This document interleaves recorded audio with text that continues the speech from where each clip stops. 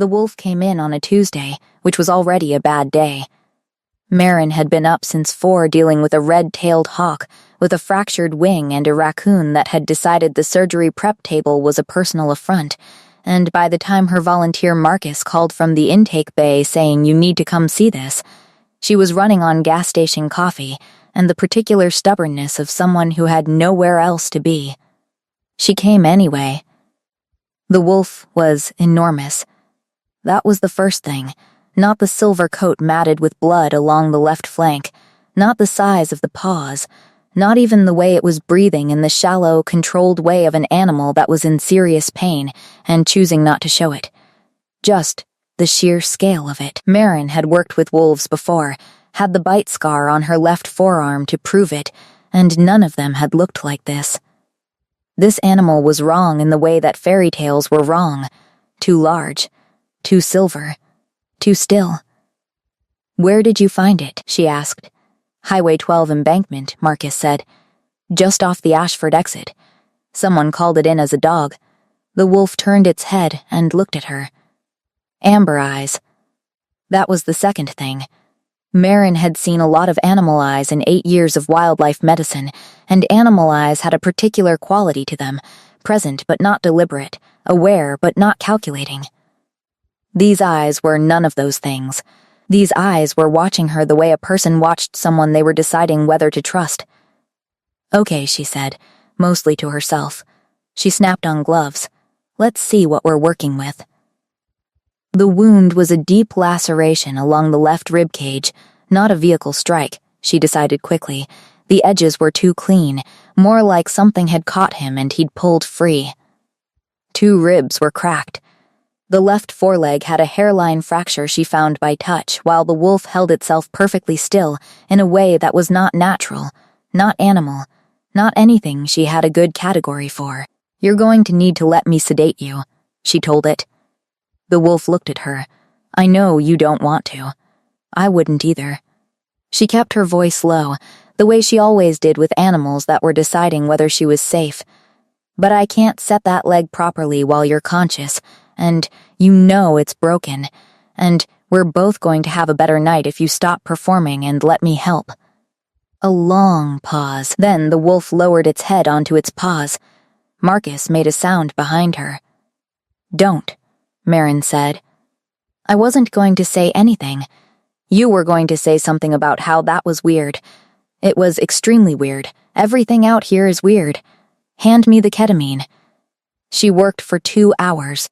The ribs she could brace but not set, she taped them with the focused efficiency of someone who had done this in worse conditions, in worse light, with worse tools. The leg fracture she splinted properly, which required a level of cooperation from the patient that she was going to spend significant time not thinking about later, because the wolf had adjusted its position twice at exactly the right moments, as if it understood what she was trying to do.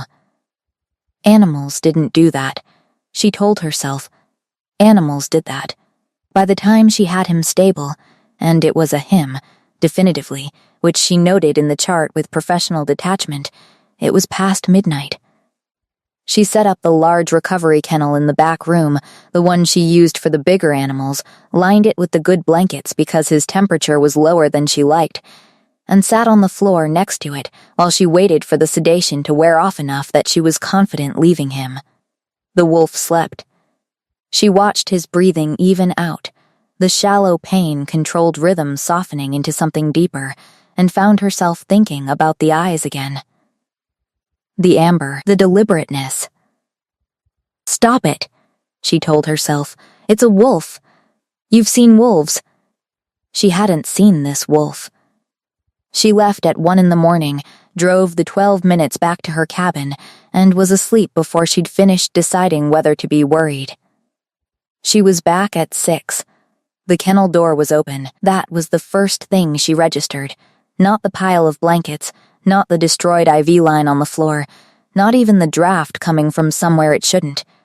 Just the open kennel door, which had a latch she was certain she'd secured, and the empty interior, and the specific quality of silence that meant something large was no longer where she'd left it. Then, she registered the man. He was sitting on the surgery prep table, Her surgery prep table, the one the raccoon had already violated, wrapped in one of her emergency thermal blankets with the comprehensive lack of self-consciousness of someone who had woken up in stranger situations than this and made his peace with it. Dark hair, a jaw that looked like it had opinions, amber eyes that were watching her from across the room with the same quality she'd catalogued the night before. Deliberate, calculating, deciding. Marin stood in the doorway. She looked at the empty kennel. She looked at the man. She looked at the tongue depressor splint she had made still strapped to his left forearm with medical tape, which was doing absolutely nothing for a human radius but had been perfectly sized for a wolf leg. The ribs, she said, because she was a medical professional and this was the most pressing clinical concern. You need to keep them taped. The man looked down at his forearm, then back at her. You're not going to ask, he said. His voice was low, not a question. I'm going to ask a lot of things, Marin said, in a specific order. First, are you in pain? Second, do you need water? Third, what is your name? Fourth, and I want you to really think about this one before you answer. Are there people looking for you? And are they going to show up at my rescue at an inconvenient hour? A pause. Yes, he said. No. Draven. And yes. She crossed the room, opened the supply cabinet, and handed him a water bottle. Drink that, she said. Then we're going to talk about the ribs. He took the water bottle. His hand was large enough that it looked faintly ridiculous, a detail she filed away in the part of her brain that was still functioning normally. Most people, he said, would be more alarmed. Most people, Marin said, pulling on fresh gloves, don't have a hawk, 3 foxes, a blind coyote, and whatever you are to deal with before 8 in the morning. She snapped the glove. I don't have the bandwidth for alarmed. Hold still. He held still, outside. The Montana morning was coming up gray and cold over the Ashford Hills, indifferent to the fact that the Alpha King of Valcrest was sitting on her prep table in a thermal blanket while a nobody wildlife medic checked his rib tape and tried very hard not to think about his eyes. She failed at the last part. She pressed on. Anyway, he didn't leave. That was the part Marin kept returning to while she did the morning rounds. The hawk, the foxes, the coyote named Gerald, who was blind and ancient and had been at the rescue longer than she had. Draven sat in the plastic chair outside the recovery room and watched her work with the focused stillness of an animal that had decided this was a safe place and was not yet ready to move on. She gave him a pair of sweatpants from the lost and found box. A flannel shirt that had belonged to a volunteer who'd quit in November. He put them on without comment, which told her either he was accustomed to being dressed by strangers or he'd had worse mornings than this, and somehow she suspected both were true. You need a doctor, she said, coming back with a fresh roll of medical tape. I have a doctor. A human doctor. For the ribs. I'll heal. She stopped. Looked at him. How fast! Something shifted in his face, not quite amusement, not quite surprise. The expression of a man who was not accustomed to being asked direct questions and was recalibrating. Faster than you, he said. That's not a number. 3 days. 4 for the leg. Marin considered this information with the same focused practicality she applied to everything. The tape stays on until the ribs feel solid, not just better. There's a difference. You'll be tempted to take it off too early. I won't. Everyone says that. I'm not everyone. She met his eyes. The amber was different in daylight, warmer, with a dark rim around the iris that she had no medical reason to have noticed. She looked back at the tape. No, she said. I don't imagine you are. His phone had appeared from somewhere. She didn't ask where. She had enough unanswered questions, and he'd been on it for 20 minutes in a low, controlled voice that she could hear from the other room but couldn't make out. When she came back through, he was staring at the wall with the expression of a man receiving information he'd already anticipated and still didn't want. Problem? She asked. Several. He set the phone down. I need to stay off the road for 48 hours. Marin set down the supply tray. Off the road. There are people looking for me. Not people I want to find me here. She looked at him for a long moment. Outside, one of the foxes made a sound, a sharp, querulous bark, the noise they made when something felt wrong. Marin had learned to trust that noise. Are you dangerous? She asked. He looked at her directly. To you? No. That's a specific answer. You asked a specific question. She had. She picked up the supply tray and put it back on the shelf and stood at the window looking out at the gray Montana morning while she thought it through. She had a 2-bedroom cabin on the rescue property. She had a guest room that currently housed 3 boxes of medical supplies and a folding cot. She had, apparently, the Alpha King of Valcrest in her recovery room and his enemies on the highway, and she was 23 years old and had no pack and no rank and no one who would tell her what to do about any of this. That last part was, she decided, the only advantage she had. Guest room, she said. There's a cot. The supplies are in boxes, you'll have to move them. Bathrooms down the hall. She turned around. You pay for your own food. I'm not a hotel. He was looking at her with the expression she was starting to recognize, that recalibrating look, like she kept doing things outside the expected parameters and he was updating his model of her in real time. Most people, he said again. You said that already. It bears repeating. She handed him the spare key from the hook by the door. 48 hours, she said. Then you're someone else's problem. He took the key. His fingers didn't touch hers. He was careful about that, she noticed. Careful in the specific way of someone who understood that their size and their nature made casual contact something other people had to consent to. The key sat in his palm and she released it cleanly and he closed his hand around it. Marin, he said. She looked up. You didn't ask me what I am. Alpha Shifter, she said. Valcrest Pack. I grew up on the border. I'm not an idiot.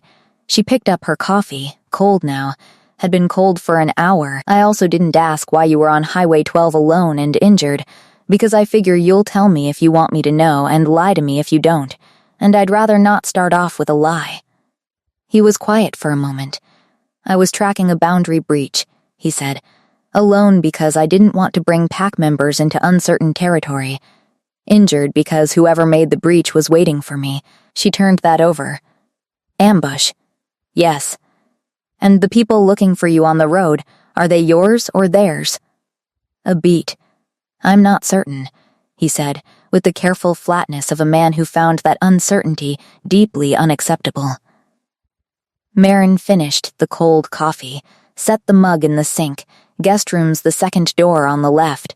There's ibuprofen in the medicine cabinet. It won't do much for you, but take it anyway. She went back to the animals, who required what she could actually give them, and spent the next 3 hours not thinking about the fact that the most powerful alpha in the state of Montana was sleeping on her folding cot under a quilt her grandmother had made. And that his enemies didn't know where he was, and that for 48 hours she was the only person who did. Gerald the coyote bumped his blind head against her shin while she cleaned his kennel. Don't, she told him. He sneezed. She finished the rounds. She found him in the kitchen at 5:30. Not her kitchen. She meant the rescue's small break room kitchen, the one with the coffee maker that took 3 attempts and the refrigerator with the note on it that said Marin's labeled items, hands off in her handwriting. He was standing at the counter in the borrowed flannel, reading the label on a coffee can with the focused attention of a man who had decided this was a solvable problem and was solving it. You have to hit the side, she said from the doorway. The button sticks. He hit the side. The coffee maker gurgled to life. She came in, pulled 2 mugs from the cabinet, and they stood in the small kitchen in the 5:30 dark while the coffee brewed, and neither of them felt the need to fill the silence, which was strange. Marin was comfortable with silence. She worked with animals. Silence was the baseline, but silence with a person was different, usually charged with the effort of not speaking. This wasn't that. How are the ribs? She asked. Better. Better like you can breathe without it catching, or better like you've decided to perform wellness for my benefit? He looked at her sideways. The first one. Good. She poured the coffee, handed him a mug. I need to do your tape this morning. The wrap loosened overnight. He sat in the chair at the break room table, her usual chair as it happened, the one positioned to see both the door and the window, the one she'd chosen years ago for the same reason she suspected he had chosen it now. She noticed this. She did not comment on it. She pulled the first aid kit from the cabinet and stood in front of him and unwound the old tape with the efficient impersonality of someone who dealt with bodies clinically, because that was what she was doing. That was all she was doing. The bruising along his ribcage had gone from black to the greenish yellow of accelerated healing. She'd seen it in animals, the speed of it. But on a person, on a man's skin in the gray pre-dawn light, it was something else entirely. 5 years ago, he said. She paused. You asked last night why I was alone on the highway. He was looking at the wall. I told you about the breach. That was true. The fuller answer is that I've been running boundary patrols alone for 5 years because my brother used to do them with me and he's dead. She continued rewrapping, steady, even pressure. What happened? She asked. Decision I made. Wrong one. His jaw was tight. I sent him to the south boundary. I thought the threat was contained. It wasn't. You couldn't have known. I should have known. It was my job to know. He said it without self-pity, which was worse than if he had. The tone of a verdict that had been delivered, accepted, and built into the foundation of everything since. So I run them alone now. Because if I'm wrong again, I'm the only one who pays for it. Marin smoothed the last strip of tape. She stepped back and looked at her work, not at him. That's very logical, she said. Yes, it's also the kind of logic that gets you ambushed alone on a highway with 2 cracked ribs and no backup. A pause. Yes, he said again, differently. She put the tape back in the kit. Outside, the first bird had started, a meadowlark, early, the sound impossibly clean in the cold air. I lost someone too, she said. Not the same. She wasn't family. She was the woman who ran this place before me. Dr. Agnes Holt. She hired me when I was 19 and had no credentials and a refugee's worth of stubbornness. She closed the kit. She died 2 years ago and left me the rescue in her will, which I didn't know she was going to do, and I've been running it alone since because it felt wrong to ask anyone else to care about it the way she did. She turned around. He was looking at her with an expression she hadn't seen on him yet, not the calculating assessment, not the careful composure. Something quieter. That's also very logical, he said. I know. She almost smiled. It's also lonely. The meadowlark sang. The coffee maker ticked as it cooled. I have to feed the foxes, she said. She left him with his coffee and his bruised ribs and whatever he was doing with the thing she'd just told him, which was more than she'd told most people, and she was not going to examine why. Gerald was waiting at his kennel door when she came in, his cloudy eyes pointed at nothing, and his tail moving anyway. She scratched his ears and he leaned into her hand, and she thought about a man sitting at a table with her grandmother's quilt creases still on his cheek, holding a coffee mug like it was the most ordinary thing in the world. 48 hours, she reminded herself. Gerald sneezed on her boot. Not helpful, she told him. He fixed the latch on Kennel 7. She came back from the afternoon supply run to find him in the recovery barn. The bad kennel door disassembled on the floor. A set of tools she hadn't known she owned, spread on the workbench, with the precision of someone who had decided a problem existed and resolved to eliminate it. He was on one knee, ribs. She noted automatically. He was favoring the left side, which was correct, and he was fitting the new mechanism into the doorframe with the focused patience of a man who did everything at the same temperature, high stakes or low. I was going to do that, she said. It's done now. She set down the supply boxes. Did you find the tools in the shed? Yes. You have a good set, better than the shed suggests. Agnes believed in good tools. She came to look at the latch. It was better than what had been there, cleaner mechanism, no play in it. She said cheap tools were false economy, and anyone who disagreed had never been 3 hours into a surgery with a failing instrument. She was right. She usually was. Marin tested the latch. Smooth, solid. Thank you. He stood. She watched him manage the movement, the slight adjustment for the ribs, the way he had learned in 2 days how to compensate without showing it. The leg? She asked. Functional. That still means cracked. Functionally cracked, he said, and something in his voice was almost dry, almost warm, the temperature of a man who had once known how to be light and was finding the old muscle memory. She showed him the animals that afternoon. Not out of obligation, he followed her into the recovery room while she did the 4 o'clock checks, and she found herself talking through each case the way she did when she was alone, the running commentary that was half medical assessment and half conversation with creatures that couldn't answer back. The hawk, a red tail she'd named nothing, because naming them made the losses harder, had graduated to a larger perch box. She showed Draven the wing extension, the improved grip strength, the specific way the bird held itself that indicated it had decided it was going to be fine. 4 more weeks, she said. Then soft release. She'll come back twice, maybe 3 times, and then she won't. You prefer that, he said, when they don't come back. She looked at him. It means they're where they're supposed to be, she said carefully. Yes, he said, but you still prefer it. The not coming back. It means the release worked. It means you did it right. He was watching the hawk, not her. You measure success by absence. The accuracy of that landed somewhere she hadn't expected. You do that with people too, he said, still watching the hawk. I'm not. You're very good at making people comfortable enough to stay, he said, and very careful not to need them to. The recovery room was small and warm and smelled of cedar chips and antiseptic, and she was extremely aware of how close he was standing. 48 hours was your number, she said. Not mine. He turned to look at her. The amber eyes in the barn light were very direct. I know, he said. Marin went back to the hawk's vitals because that was the professional thing to do, and she wrote the numbers on the chart with her usual precision.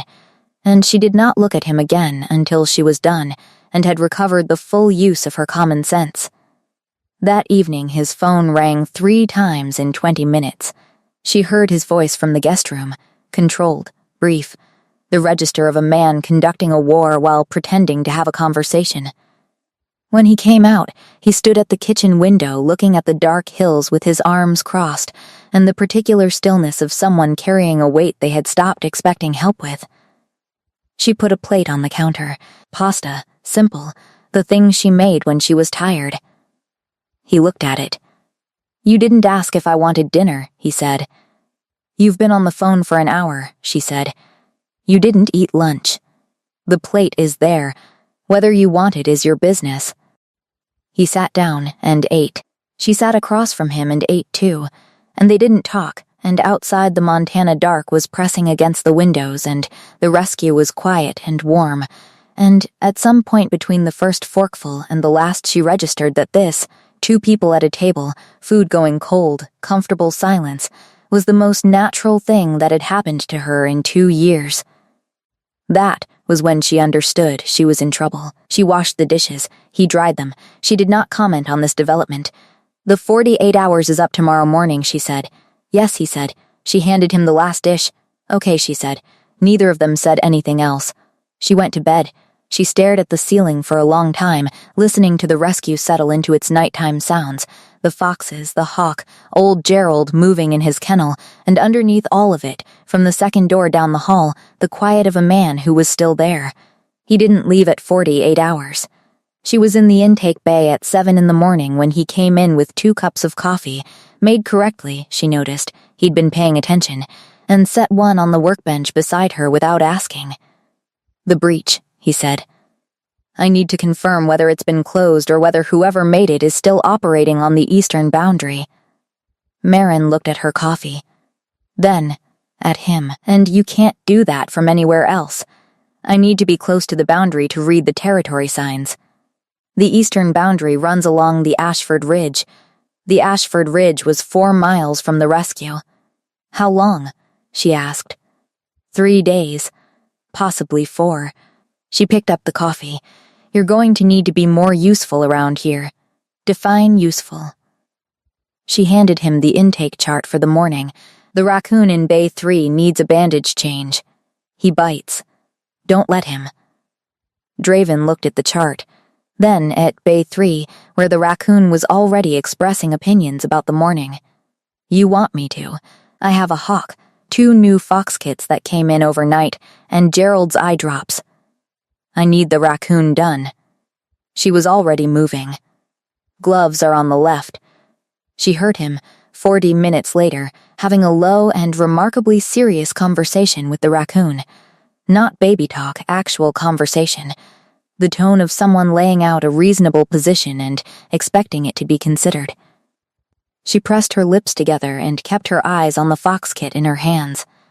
The bandage got changed. The raccoon did not bite him. She didn't comment on this either. The days developed their own rhythm, the way days did when the same people moved through the same space long enough. He was up before her.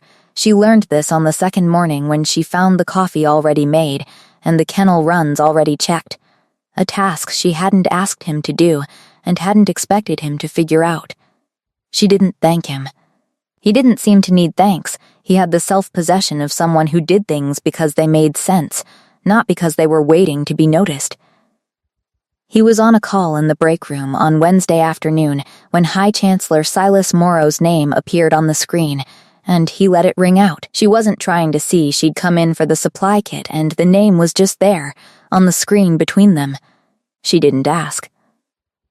That evening, after the rounds, he was at the workbench repairing the hinge on Kennel 3, and she sat on the old stool nearby doing the week's intake paperwork, and the barn was warm and the light was low, and she heard herself say, "Who's Silas Morrow?"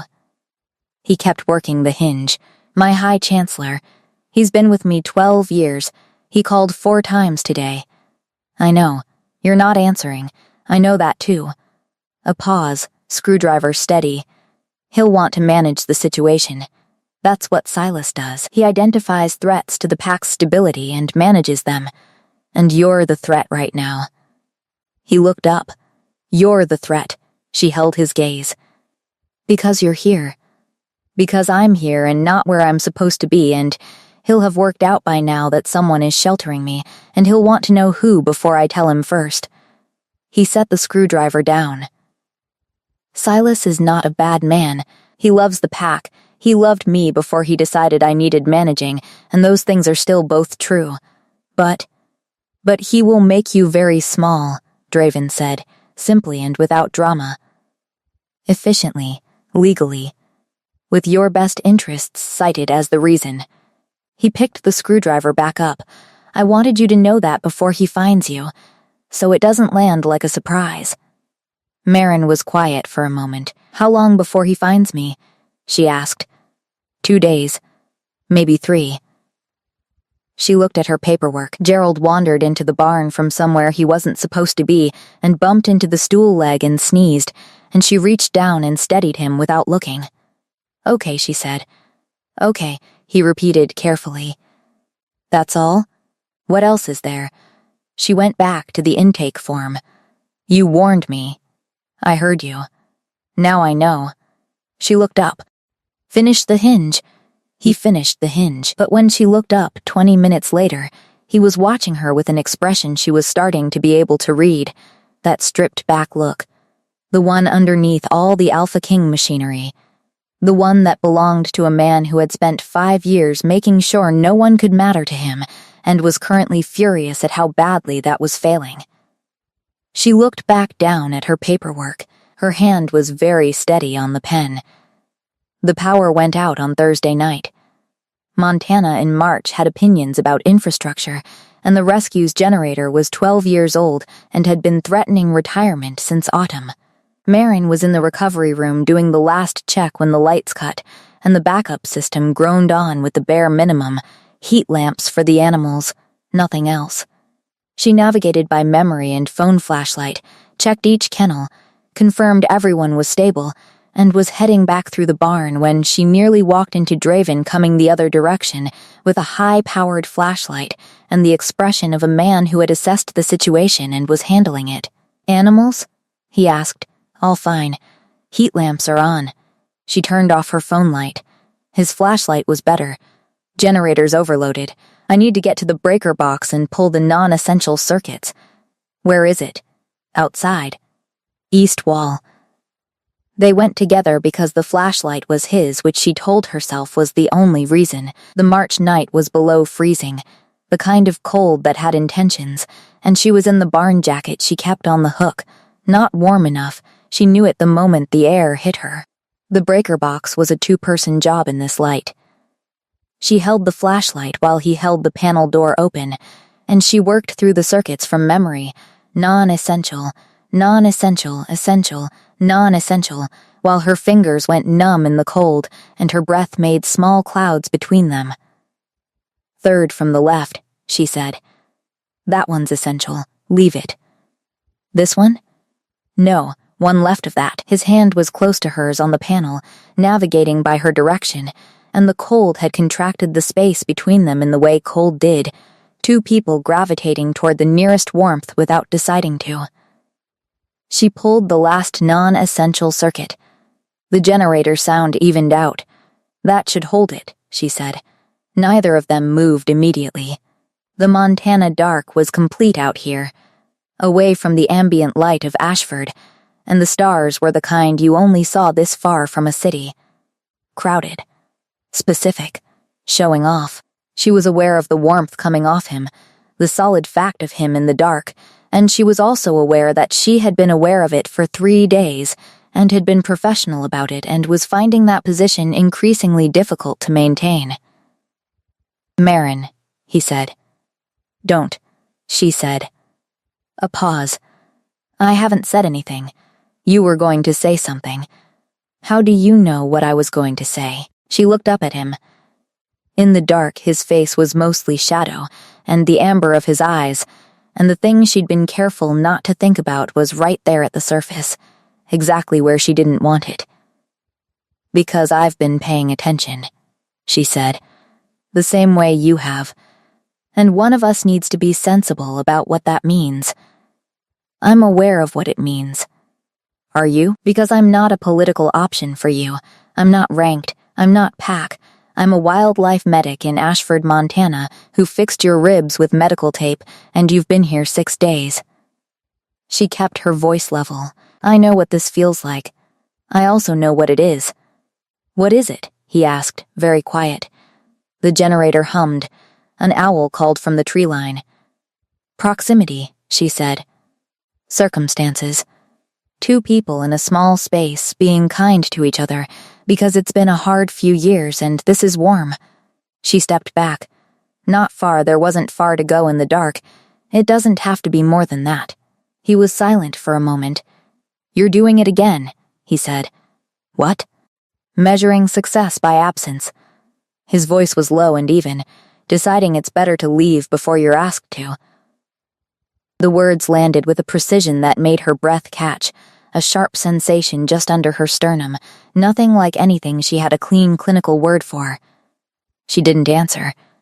She went back inside. She lay in her bed for a long time, listening to the rescue breathe around her, and she did not think about the dark or the cold or the amber eyes 2 doors down the hall, and she was mostly successful. Mostly. He arrived on Friday morning in a black SUV that was too clean for the Ashford dirt roads, which told her everything she needed to know about how he felt about Ashford. Marin was in the intake bay when she heard the car, and she was at the door when Silas Morrow stepped out.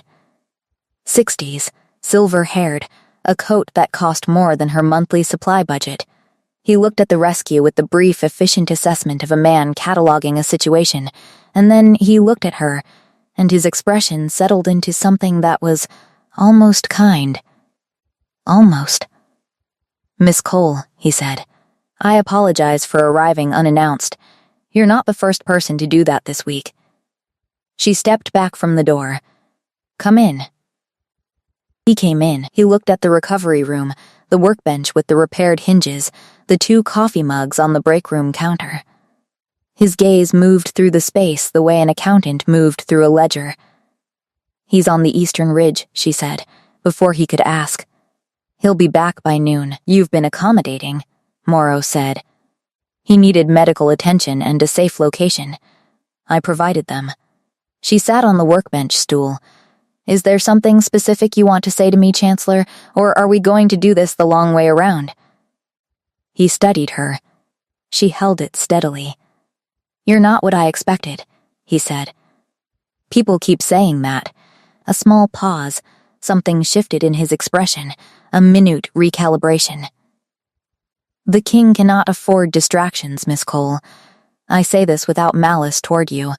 He has obligations, to the pack, to the alliances we've built, to the stability of Valcrest.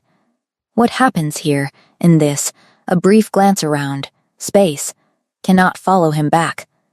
Did he send you to say that? He doesn't know I'm here. Then you're telling me what he should want instead of what he does want. She kept her voice even. That's a different thing, Chancellor. Morrow was quiet for a moment.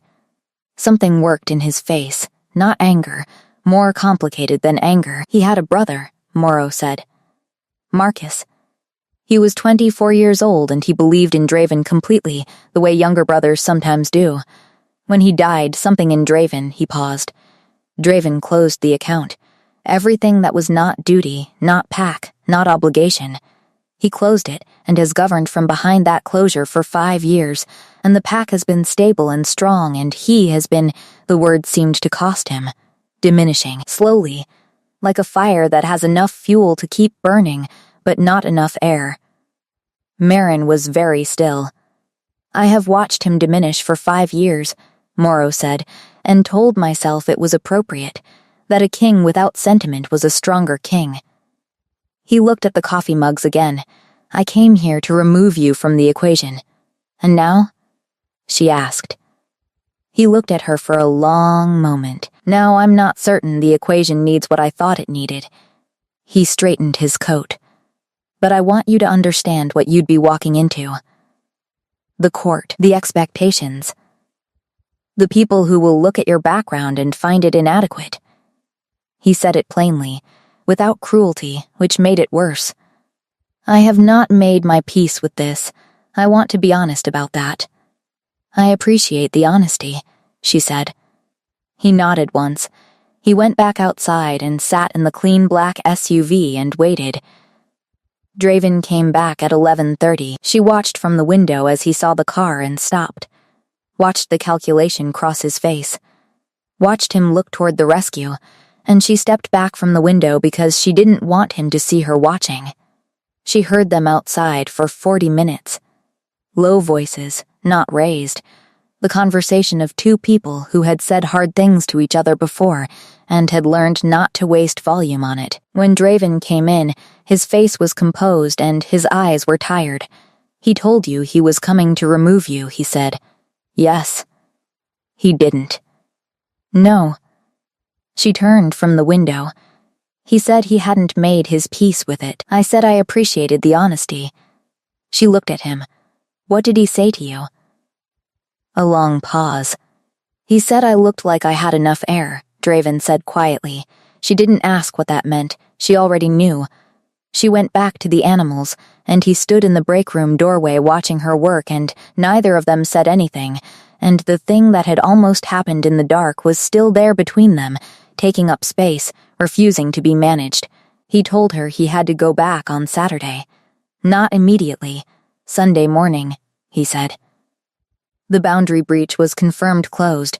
Morrow had the pack situation in hand, and there were 3 days of decisions waiting that couldn't be made from a folding cot in Ashford, Montana. She said okay. She meant it, and she didn't mean it, and she was honest enough with herself to hold both. That Saturday had a particular quality, the knowledge of an ending making every ordinary thing too vivid. She noticed it in herself and disliked it, The way the light through the barn door looked different, the way his voice sounded when he talked to Gerald. She was a person who did not romanticize things. She had trained herself out of it the hard way, in the years between being left at 7 and figuring out at 20 that waiting for permanence was a form of self-destruction. She was, apparently, still capable of it. That was annoying. He was quiet, too. She caught him standing at the break room window twice, with the untouched coffee cooling in his hand, and the second time she walked past and said drink the coffee, and he did. And that small thing, the way he just listened to her, the absence of performance in it, was harder to manage than everything else. "The Hawk," he said in the afternoon. "She's ready. Not until next week. She's ready now." Look at the grip strength. Marin looked. He was right. She had been pushing the release date back, and she knew why, and she didn't want to have this conversation. "I'll do it Monday," she said. "You'll do it tomorrow," he said, not unkind, "before I leave. So you don't do it alone." She turned around. He was at the kennel door, watching her, and his face was open in the way it only got in the barn, away from phones and decisions and the weight of being Alpha King. "I do things alone," she said. "That's not a problem. I know it's not." He held her gaze. "I'm asking you to let me be here for this one." The barn was warm. Outside the light was going golden late, the specific Montana afternoon light that she had stopped noticing years ago and had somehow been noticing all week. She nodded. She went to bed that night, knowing he was leaving in the morning, and the rescue would be exactly as it had been before. The Hawk, the foxes, Gerald, the generator that needed replacing, and the latch on Kennel 7 that now worked. Everything the same, one folding cot empty in the guest room. She was fine. She had always been fine. She did not sleep well and did not pretend otherwise. She drove to Billings. Not impulsively. She had been awake since 2, and by 4 she had arrived at the decision through the same methodical process she applied to everything. What was the actual problem? What were the actual options? Which option was she going to regret more? The answer to the last question was unambiguous. She left Gerald with Marcus, who owed her 3 favors, and accepted the 4 a.m. call with the resignation of someone who'd learned not to ask questions. She left a note on the break room counter that said back tonight. Box kits get the small bottles. Gerald's drops are in the cabinet. Hawk should have privacy. She drove the 3 hours to Billings with the heat on high and the radio off. The Valcrest compound was outside the city, the kind of facility that announced its own seriousness, long drive, security gate, the particular architecture of a place that existed to project authority. She stopped at the gate and said her name, and said she was there to see the Alpha King, and waited while the guard made 3 calls, and came back looking at her with the expression she had been anticipating. "He's in a council session," the guard said. "I can wait," she said. She waited for 2 hours in the visitor entrance. She was fine with waiting. She had done harder things than sit in a chair and be patient. Morrow found her first. He came through the door at 8:30 with his coat and his composure, and stopped when he saw her. She watched the calculation cross his face faster than she expected, landing somewhere she also hadn't expected. "You drove 3 hours," he said. "Yes. The council session will be another hour at least. I have the time." He sat down in the chair across from her, not hovering, not managing, just sitting. After a moment he said, "He didn't sleep well." She looked at him. "I'm informing you," he said simply, "not managing you. He didn't sleep well, and he arrived this morning with a manner I haven't seen on him in 5 years, and I thought you should know. Why are you telling me this?" Morrow was quiet for a moment.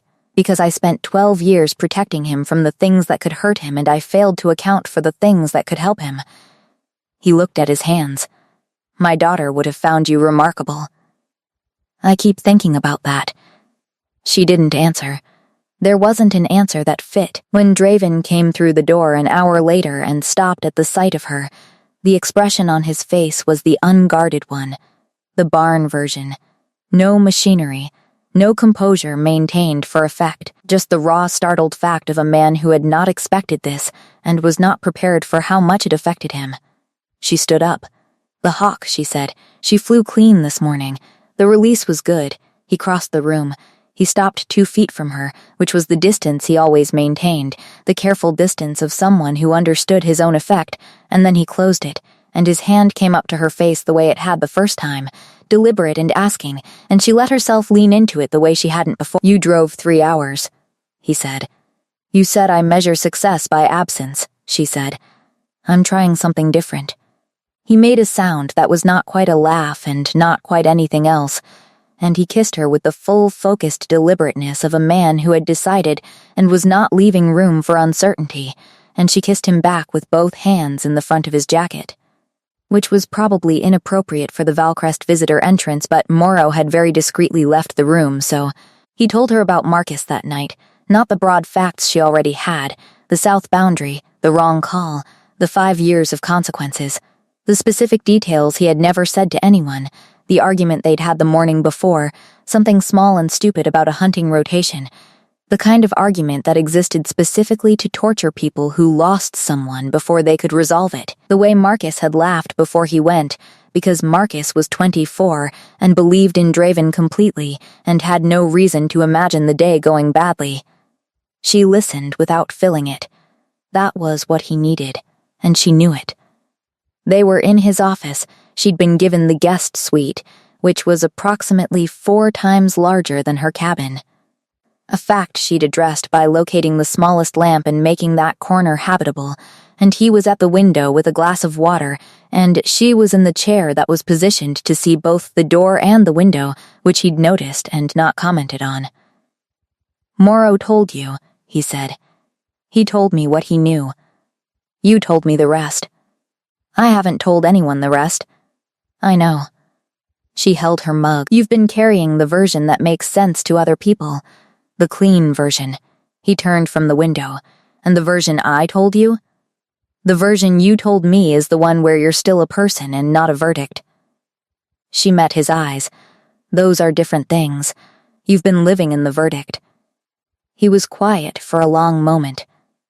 "Silas wants a formal arrangement," he said. "Between us. He's already rearranging his position on it. Which is, he doesn't do that. Rearrange. A pause. He drafted a preliminary structure. It would take time. There are protocols, introductions to the court, expectations I need to be honest with you about. Are you asking me? I'm telling you what's in front of us before I ask you," he said, "because you deserve to know what you're walking into. Not the managed version." She thought about the gate guard's expression, the visitor entrance, the coat that cost more than her supply budget.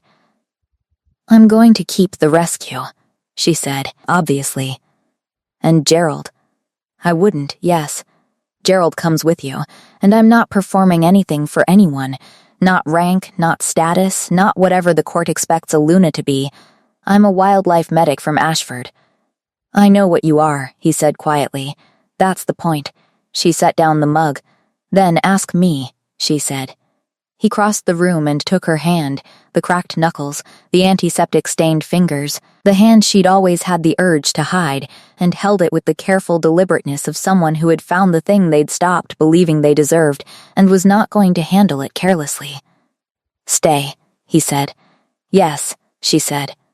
Outside, Valcrest settled into its nighttime sounds, the compound, the territory, the pack she was going to have to learn the way she'd learned every other space she'd been given. Detail by detail, floor by floor. She was good at that. The introduction happened on a Thursday. Marin stood at the entrance to the main hall and watched 60 pack members rearrange their expectations in real time, and she found to her own mild surprise that she was not particularly afraid. She had stood in an intake bay with an unknown wolf. She had faced Silas Morrow at 4 a.m. She had driven 3 hours on a decision she made at 2 a.m. and hadn't regretted it. The court could manage. Draven was beside her, not in front, not shielding. Beside, she had told him the night before that she needed to stand in it herself, and he had understood immediately, which was one of the things she was still getting used to, the way he understood things without requiring them to be explained twice. The hall had the specific quality of a room full of people making very quick assessments. She let them. She stood straight in the clothes she'd bought in Billings. Not a dress, she'd been clear about that, and she met eyes when people met hers, and she didn't perform anything. An older woman near the front looked at her for a long moment, silver-haired, the particular gravity of someone who had been in a room like this many times before. She said nothing, but she nodded once, a small, deliberate dip of the chin, and turned back to the front. Marin filed it away. Morrow stood at the far edge of the room, composed and still. She caught his eye once. He gave her the same nod, fractionally the way he did everything. The formal introduction was brief. Draven spoke in the register she recognized as his public voice, clean and authoritative, and she noted the exact moment he shifted. A small thing. Something in the cadence, when he talked about the rescue. About the hawk. He hadn't told her he was going to include that, and she was going to address that later, but she couldn't deny the effect. She watched the hall's posture shift. You couldn't manufacture that. He knew it. He was using it, and it was still true. After a young pack member, 19, maybe 20, came to stand in front of her with the energy of someone who had been dared to do something, and had decided to do it on their own terms. "You really have a blind coyote?" she said. "Gerald," Marin said. "He's 11. He bites if you come in too fast. I want to see him. Come to Ashford." She meant it. Mornings are better. "Bring boots." The girl grinned and went back to her friends, and Marin turned to find Draven watching from across the room with the barn expression. The unguarded one. The one she was apparently going to see for the rest of her life. And the thing in her chest that had started in a recovery room in Ashford felt very settled and very sure. Morrow appeared at her elbow. "The elder near the front," he said quietly. "Celeste, she was the first to formally welcome Marcus when he came of age." A pause. "She nodded at you. I noticed. It means something. I suspected it did." She looked at him. "Thank you for what you said in the visitor entrance." He was quiet for a moment. "I'm still working on it," he said. "My position." "I know." She turned back to the hall. "Me too." Gerald met him at the kennel door. He did this every morning now, the blind coyote tracking Draven's particular footstep pattern with the accuracy of an animal that had decided smell and sound were more reliable than sight, and had adjusted accordingly. He bumped his head against Draven's knee and sneezed and walked away with the comprehensive self-satisfaction of someone who had performed the required greeting. "He likes you," Marin said from the workbench. "He tolerates me." For Gerald, those are the same thing.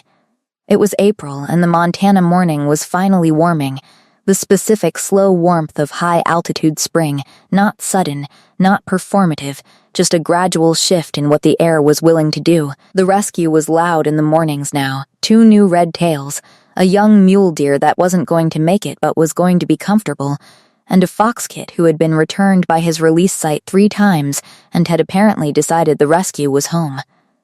She'd named him. That was new. She'd named him Remy and was not examining the implications. Draven came to the rescue twice a week, sometimes 3 times. He didn't announce it. He showed up, put on the work jacket she'd found him, did what needed doing. He had learned the morning routine with the same focused efficiency he applied to everything, and the animals had adjusted, and Marcus, the volunteer, had stopped being wide-eyed about it 3 weeks ago, which she considered a meaningful milestone. The hawk had come back once. She'd landed on the intake bay roof on a Tuesday morning and stayed for 4 hours and left, and Marin had stood in the yard and watched her go and felt the specific rightness of it, the proof of a thing done correctly. Draven had been there. He hadn't said anything. He'd put his hand on her shoulder and she'd leaned into it, and that was all.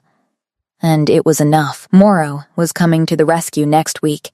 His idea, He'd asked to see the facility, which she suspected was partly genuine curiosity and partly his particular form of doing the work he'd said he was doing.